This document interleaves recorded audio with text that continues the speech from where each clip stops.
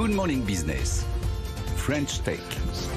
Il est 6h44 sur BFM Business et sur AMC Découverte. Et notre French Tech aujourd'hui, c'est Virtual Regatta. Bonjour Thomas Gauthier. Bonjour. Vous êtes le directeur des opérations. Quel succès quand même pour Virtual Regatta. Tout le monde y joue, les jeunes, les moins jeunes, tout le monde. Enfin, moi, autour de moi, il faut aller régler son bateau en plein milieu de la nuit. Enfin bon, c'est tout un travail. Une opération incroyable que vous avez lancée. Une opération qui fout un peu la frousse quand même. C'est-à-dire qu'il y a un joueur de Virtual Regatta, donc en ligne, qui a pu monter sur un vrai bateau de la Transat Jacques Vabre et qui est en ce moment sur l'eau. Ça, c'est quand même incroyable.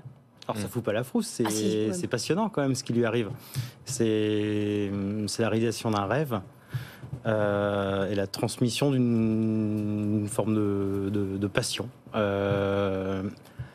Ce qu'on a voulu faire, c'était transmettre cette passion de la voile à l'ensemble de notre communauté et de permettre à n'importe qui de pouvoir monter sur le pont d'un bateau et de participer à une course au large.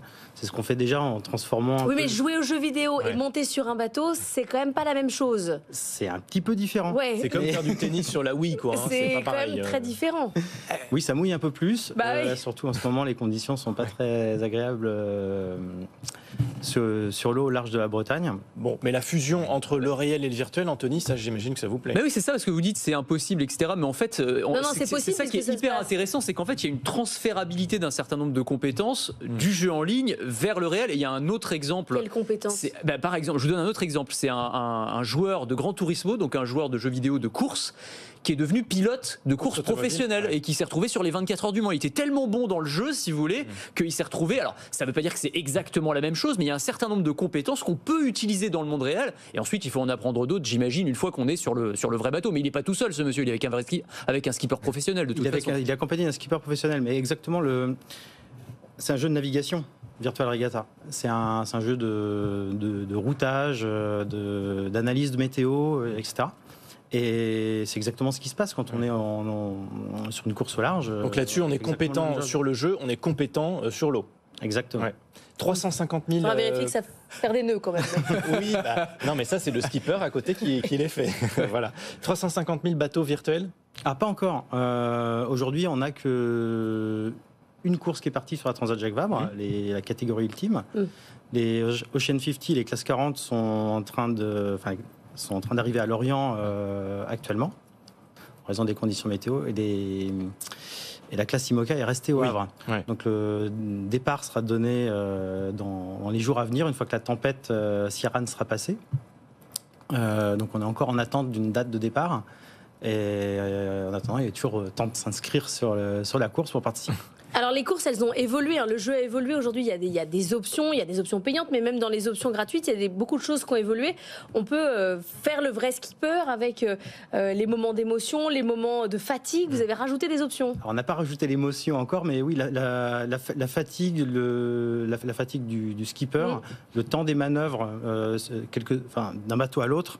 Le temps d'une manœuvre, un virement de bord, un empannage, le changement d'une voile, ça peut prendre du temps, mais ça consomme aussi de l'énergie pour le skipper. Donc il va consommer de l'énergie quand il manœuvrera, et entre deux manœuvres, il va se reposer, il va regagner de l'énergie pour pouvoir être efficace sur une prochaine manœuvre.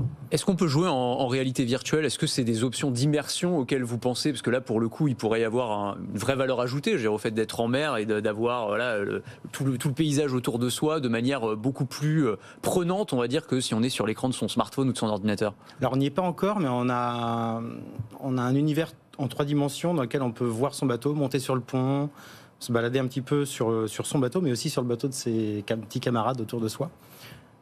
Qui reproduit en temps réel les conditions météo, donc mer plate, mer forte, s'il pleut, s'il neige, tout ça c'est reproduit dans cet univers 3D.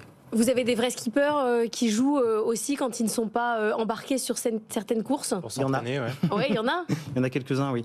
Lors du dernier confinement, il y a des courses qui ont été annulées. Et on a fait participer ces vrais skippers sur les courses. Et comment vous financez ? Parce que le modèle, il est essentiellement gratuit, malgré quelques options payantes. C'est suffisant pour faire vivre votre modèle ? Tout à fait. On travaille aussi avec des entreprises dans le cadre de classements privés qu'on offre aux sponsors ou aux partenaires d'événements. On a tout un système qui permet de classer les collaborateurs ensemble. C'est encore très français. L'objectif maintenant, c'est quoi? C'est de s'internationaliser, séduire plus d'Américains? Exactement, on est à environ 80% d'audience qui est française. Et ensuite, ça varie selon les événements. Plus un événement sera international, plus l'audience s'adaptera. Et effectivement, nos grands challenges pour les mois et années à venir, c'est s'internationaliser. Tout à fait. D'un mot, mais ce qui est intéressant sur le pont aussi entre sport et e-sport, c'est que Virtual Regatta fait aussi partie maintenant des sports olympiques. En tout cas, il y a le comité olympique. Ouais, exactement. Il y a des compétitions dans le cadre qui sont organisées par le comité olympique parce qu'ils veulent de plus en plus faire ce lien justement entre sport et e-sport. Et je crois qu'il y a eu une grande compétition l'an dernier. C'était pas l'an dernier, c'était au mois de juin dernier. On a délivré pour la première fois un trophée olympique à nos top players. Sur Virtual Regatta Inshore et Virtual Regatta Offshore. Il y a une finale qui s'est déroulée à Singapour fin juin dernier, tout à fait. Merci beaucoup Thomas Gauthier, directeur des opérations de Virtual Regatta. On vous laisse tous aller régler votre bateau. Tout de suite.